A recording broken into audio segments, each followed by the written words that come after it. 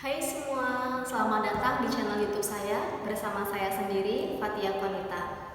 Bismillahirrahmanirrahim. Assalamualaikum warahmatullahi wabarakatuh. Yang saya hormati Bapak Dr. Haji Imam Hanafi, MAG, selaku dosen pengampu mata kuliah Studi Islam Integratif Pasca Sarjana UIN Abdurrahman Wahid Pekalongan, serta para penonton YouTube saya yang berbahagia. Nah, kali ini saya akan membahas mengenai cara menangkal radikalisme dengan memahami Islam dan gender. Isu gender selalu menarik perhatian kita karena setiap tahunnya selalu ada dan selalu mencuat tentang isu tersebut. Nah, mengapa sih kita harus membahas tentang isu gender ini? Padahal, jika kita lihat pada era yang terbuka ini, pada era yang maju ini, kesetaraan antara laki-laki, kesempatan antara laki-laki dan perempuan itu sudah sama, hak dan kewajiban antara laki-laki dan perempuan itu sudah setara dan sudah sama, dan juga banyak kita jumpai di luar sana perempuan-perempuan sukses menjadi pemimpin dan lain sebagainya. Nah, kenapa isu ini harus kita bahas? Alasannya karena belum semua kalangan terbuka atau dapat menerima tentang isu gender ini. Sebagaimana contohnya di luar sana masih banyak kekerasan terhadap perempuan yang tidak lepas dari ketimpangan gender. Nah, dapat kita simpulkan bahwa apa yang menurut kita baik belum tentu di lingkungan orang lain sana juga baik.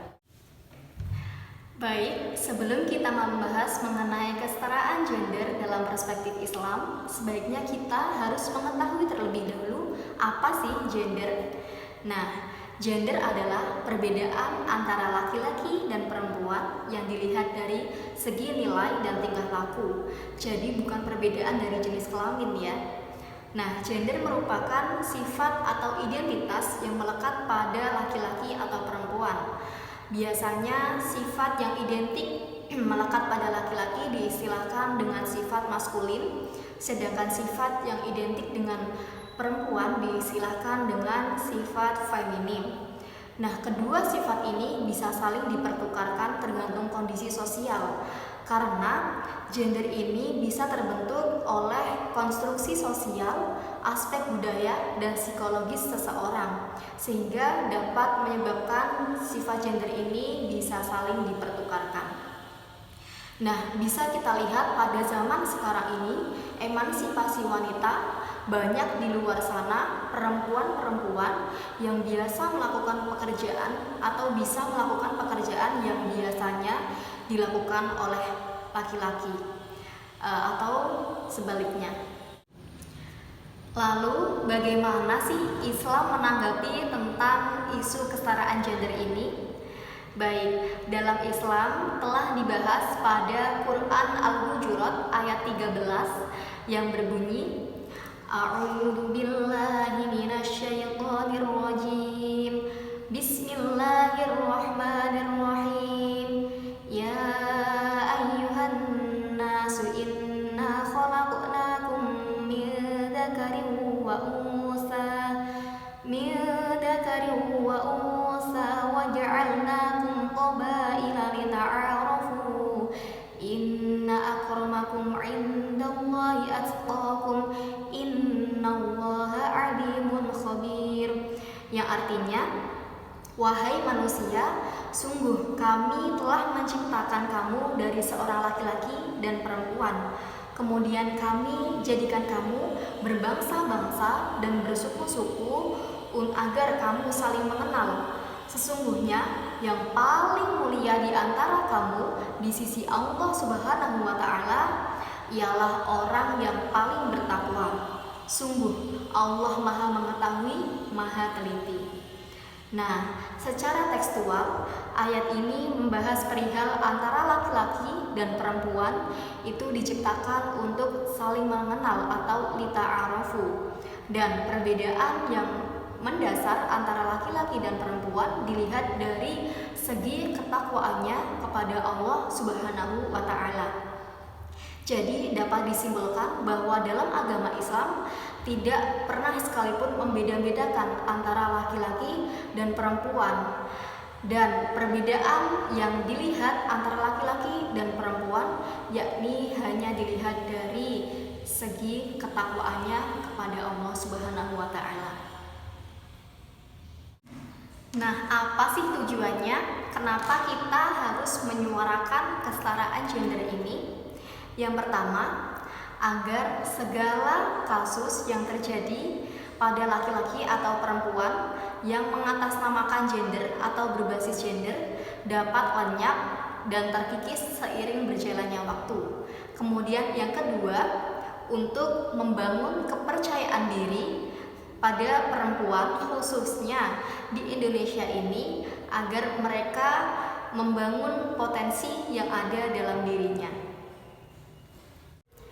Dalam sektor pendidikan, perempuan memiliki peranan yang teramat sangat penting. Bahkan, pendidikan pertama yang diperoleh oleh seorang anak yakni dari ibunya. Ibu memiliki andil yang sangat besar dalam melakukan pengembangan watak psikologis dan potensi anak. Hal itu disebabkan karena seorang ibu memiliki keterikatan yang cukup kuat dengan anaknya. Ada sebuah pepatah yang mengatakan bahwa seorang perempuan yang cerdas akan melahirkan anak-anak yang cerdas pula. Namun faktanya bahwa perempuan yang seharusnya berperan penting dalam menyangga keutuhan bangsa ini ternyata sebagiannya justru terlibat dalam paham-paham radikal yang jelas mengandung keprihatinan dan kekhawatiran bagi keutuhan bangsa.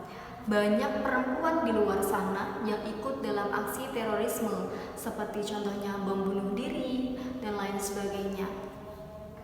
Kemudian Liberty Taskarina dalam bukunya yang berjudul Perempuan dan Terorisme menjelaskan persoalan teroris yang melibatkan perempuan melahirkan beragam persoalan sosial lainnya seperti perkawinan anak, perkawinan siri, poligami, pengabdian hak, dan kesehatan reproduksi perempuan yang kesemuanya itu berujung pada menurunnya kualitas hidup perempuan.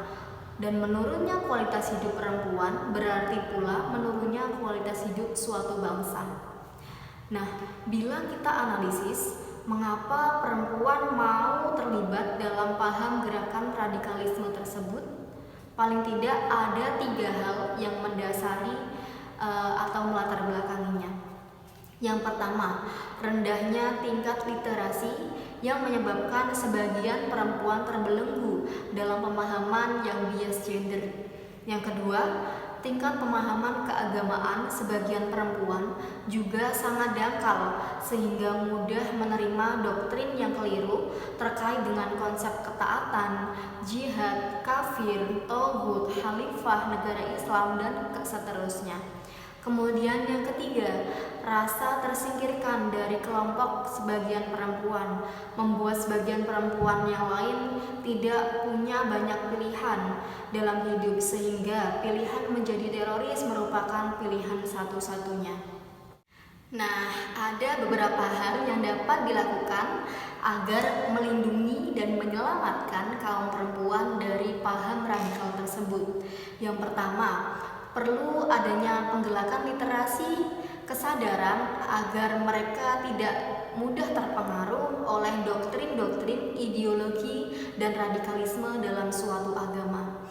Yang kedua, negara perlu mendorong agar interpretasi agama dan pandangan ideologi yang inklusif, demokratis, dan mengedepankan nilai-nilai kemanusiaan yang menjadi dominan di masyarakat. Baiklah, demikian yang dapat saya sampaikan. Semoga dapat membawa manfaat bagi kita semua. Akhirul kalam, wallahul muwaffiq ila aqwamit thoriq. Wassalamualaikum warahmatullahi wabarakatuh.